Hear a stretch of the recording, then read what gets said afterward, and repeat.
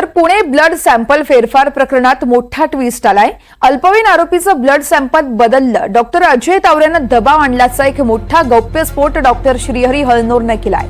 तर श्रीहरी हळनोरने चौकशी दरम्यान ही संपूर्ण कबुली दिली आहे। पुणे कल्याणीनगर अपघात प्रकरणात एक मोठी अपडेट समोर आली आहे, ती म्हणजे पुणे ब्लड सॅम्पल प्रकरणात एक मोठा ट्विस्ट दिसतोय। कारण पुणे पोर्शे अपघातामधील अल्पवयीन आरोपीचे ब्लड सॅम्पल बदलल्याचं डॉक्टर श्रीहरी हळनोर याने कबूल करून कामासाठी अजय तावरेंना आपल्यावरती दबाव आणल्याचं देखील सांगितलंय। तसेच रक्ताचे नमुने बदलल्यानंतर आपल्याला कळलं की आपल्या हातून मोठी चूक झाली आहे आणि याच चुकीचं प्रायश्चित करण्यासाठी आपण आत्महत्येचा देखील प्रयत्न करणार होतो, असं देखील हळनोरनं चौकशीत कबूल केलंय।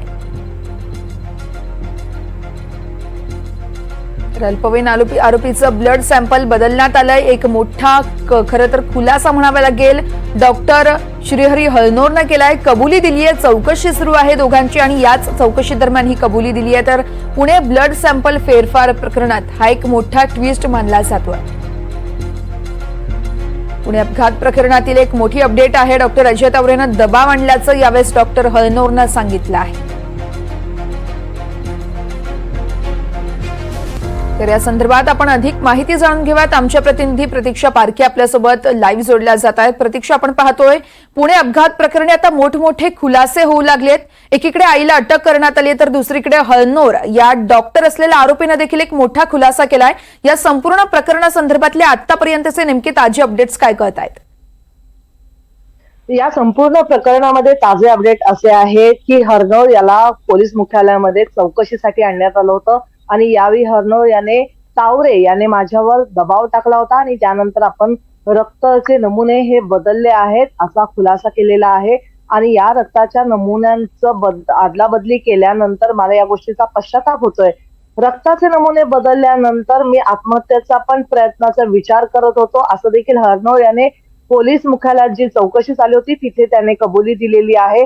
तर दुसरीकडे खूप दिवसांपासून रक्ताचे नमुने ज्या महिलेबरोबर बदलण्यात आले होते ती महिला कोण याचा शोध चालू होता, परंतु आता तो शोध संपलेला आहे। कारण रक्ताचे नमुने हे त्याच्याच आईचे होते।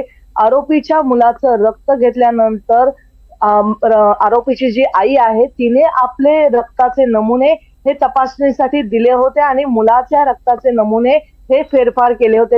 या संपूर्ण संदर्भात शिवानी अग्रवाल यांना आज पुणे पोलीस यांनी अटक केलेली आहे। गेले अनेक दिवस शिवानी अग्रवाल या नॉट रिचेबल होत्या आणि पोलिसांच्या कोणत्याही कारवाईला त्या दाद देत नव्हत्या। मात्र पोलिसांनी काल त्यांना चौकशीसाठी ताब्यात घेतलं होतं आणि आज सकाळी शिवानी अग्रवाल यांना अटक करण्यात आलेली आहे। रक्ताच्या नमुन्यात फेरफार प्रकरणात त्यांना अटक करण्यात आलेली आहे। अगदीच प्रतीक्षा, आपण पाहतोय खरं तर अल्पवयीन आरोपीच्या आईला आता अटक केली आहे। त्यांना वाचवण्यासाठी खरं तर अल्पवयीन आरोपीला वाचवण्यासाठी आईनं एक मोठी कट रचला होता आणि त्याच आईला सध्या अटक करण्यात आली आहे। नेमका प्लॅन काय होता, या संदर्भातले काय अपडेट करू शकलेत का? पोलिसांच्या माहितीनुसार जर मुलाचे रक्ताचे नमुने त्यावेळेस घेतले होते तर त्या रक्ताच्या नमुन्यांमध्ये कुठेतरी मुलगा दारू पिऊन गाडी चालवत होता हे स्पष्ट होऊ शकत होतं आणि याची संपूर्ण माहिती हे शिवानी अग्रवालला होती।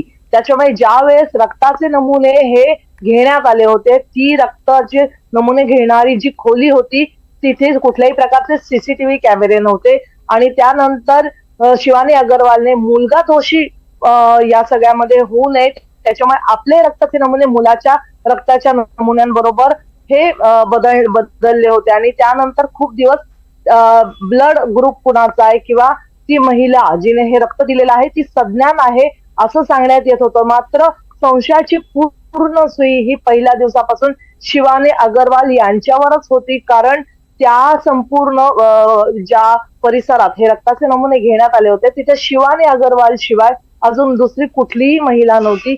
मात्र एका महिलेचा तिथे समावेश होता, पण ती शिवानी अग्रवाल यांच्यापेक्षा खूप जास्त वयस्कर होती।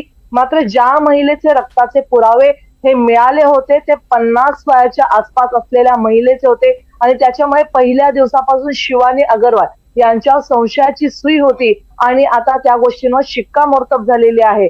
आणि त्याच संदर्भात शिवानी अग्रवाल यांना अटक करण्यात आलेली आहे. अगदीच प्रतीक्षा, संपूर्ण प्रकरणासंदर्भातले प्रत्येक अपडेट तुमच्याकडून जाणून घेत राहणार आहोत. तुर्तास धन्यवाद तुम्ही दिलेल्या सविस्तर माहितीसाठी.